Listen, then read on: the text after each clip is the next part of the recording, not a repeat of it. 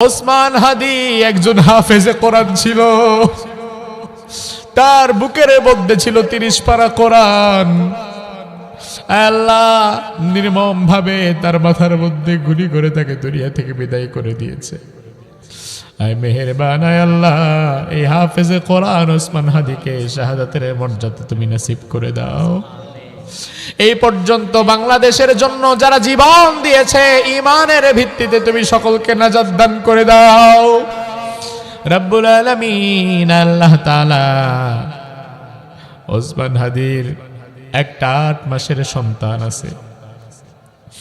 রব্বুল আলামিন ওসমান হাদির মা সন্তান হারা পাগল হয়ে গেছে, স্ত্রী বিধবা হয়ে কাঁদতে কাঁদতে দিশেহারা হয়ে গেছে। ওসমান হাদির 8 মাসের শিশু বাচ্চাটা বাবা বাবা বলে ডাকে, বাবার চেহারা আর কোনোদিন দেখতে পারবে না। রব্বুল আলামিন এই নির্মম হত্যাকাণ্ড যারা ঘটালো তুমি তাদের গোষ্ঠী সুদ্ধা ধ্বংস করে দাও, তাদের উপর তুমি তোমার গজব নাজিল করে দাও, তাদের উপর তুমি তোমার লানত দাও।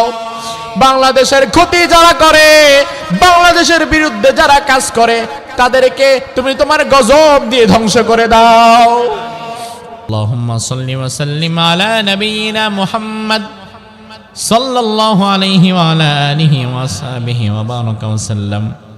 ربنا ظلمنا أنفسنا وإن لم تغفر لنا وترحمنا لنكونن من الخاسرين. ربنا آتنا في الدنيا حسنة وفي الآخرة حسنة وقنا عذاب النار.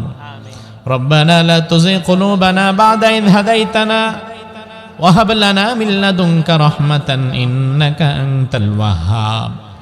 رب ارحمهما كما ربياني صغيرا.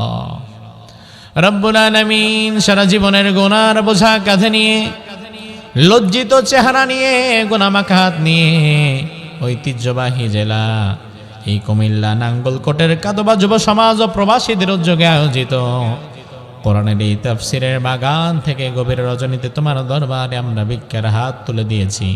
মেহেরবানি করে তুমি আমাদের জিন্দেগির গুনাহ খাতা সমূহ মাফ করে দাও। আজকের নামাজ, জিকির, আজকার, দান, সদকা সহকারে সারা জীবন যা ভালো আমল করলাম, ভুল ভ্রান্তি মাফ করে তুমি তোমার শাহী দরবারে কবুল করে নাও। যেভাবে আমল করলে তুমি খুশি হবে সেইভাবে আমল করার তৌফিক তুমি আমাদের দান করে দাও রব্বুল আলামিন। আল্লাহ তাআলা আমরা যারা হাত তুললাম, আমাদের অনেকের মা নাই, অনেকের বাবা নাই।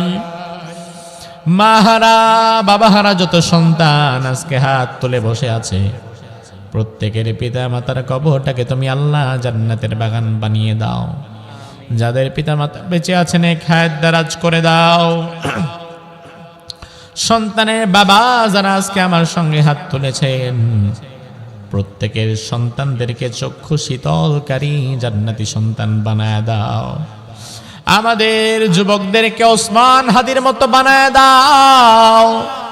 এই যুবকদের মধ্য থেকে আগামী দিনে খালিদ বিন ওয়ালিদের মতো, ওসমান হাদির মতো দেশের প্রশ্নে জীবন দিতে পারবে এমন বীর মুজাহিদের পয়দা তুমি করে দাও রব্বুল আলামিন। ওসমান হাদি মরে গিয়েছে, তার সাথে আমাদের কোনো রক্তের সম্পর্ক নাই, তার সাথে আমাদের দুনিয়ার কোনো রাজনৈতিক সম্পর্ক নাই, কোনো দূরতম সম্পর্ক তার সাথে আমাদের নাই।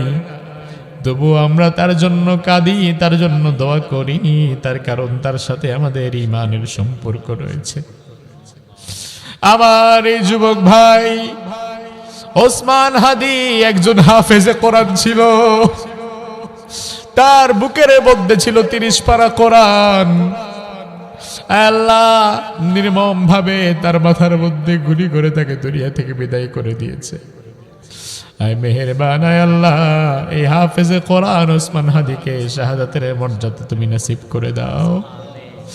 এই পর্যন্ত বাংলাদেশের জন্য যারা জীবন দিয়েছে ঈমানের ভিত্তিতে তুমি সকলকে নাজাত দান করে দাও রব্বুল আলামিন। আল্লাহ তাআলা ওসমান হাদির একটা 8 মাসের সন্তান আছে।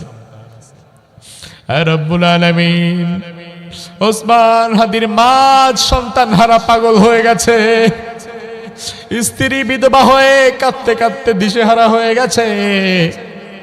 ওসমান হাদির 8 মাসের শিশু বাচ্চাটা বাবা বাবা বলে ডাকে, বাবার চেহারা আর কোনোদিন দেখতে পারবে না। রব্বুল আলামিন এই নির্মম হত্যাকাণ্ড যারা ঘটালো, তুমি তাদের গোষ্ঠী সুদ্ধা ধ্বংস করে দাও, তাদের উপর তুমি তোমার গজব নাজিল করে দাও, তাদের উপর তুমি তোমার লানত দাও। বাংলাদেশের ক্ষতি যারা করে, বাংলাদেশের বিরুদ্ধে যারা কাজ করে, তাদেরকে তুমি তোমার গজব দিয়ে ধ্বংস করে দাও। রব্বুল আলামিন আমাদের যুবকদের মধ্য থেকে যারা আয়োজন করলেন, আমাদের এই যুবকদেরকে ইসলামের জন্য সাইয়েদনা ওমর ফারুকের মতো তুমি কবুল করে নাও। আমাদের দাড়ি পাকা মুরব্বীদেরকে দাড়ি পাকা সাহাবী আবু বকরের মতো কবুল করে নাও। ছোট্ট ছোট্ট বাচ্চাদেরকে হাসান হোসেনের মতো কবুল করে নাও। এলাকার মা বোনদেরকে আয়েশা ফাতেমা খাদিজার মতো করে আল্লাহ তুমি কবুল করে নাও। রব্বুল আলামিন বিশেষত আমাদের অনেক প্রবাসী ভাইয়েরা দোয়া চেয়েছেন, প্রবাসীদের উদ্যোগে এত সুন্দর আয়োজন। আল্লাহ তাআলা এক প্রবাসী ভাই অসুস্থ আছেন, মেহেরবানি করে তুমি তাকে সুস্থতার নিয়ামত দিয়ে দাও। আরো যত প্রবাসী পৃথিবীর আনাচে কানাচে পড়ে আছেন, আয় মেহেরবান, এই প্রবাসীরা আমাদের কলিজার সম্পদ। বাংলাদেশের জন্য প্রবাসীদের অবদান কত, এটা বলে শেষ করা যাবে না। আমাদের সব প্রবাসী ভাইদেরকে সহি সালামতে রেখো, নিরাপদে রেখো। মাতৃভূমি বাংলাদেশে আবার ফেরার তৌফিক আল্লাহ তুমি দিয়ে দিও।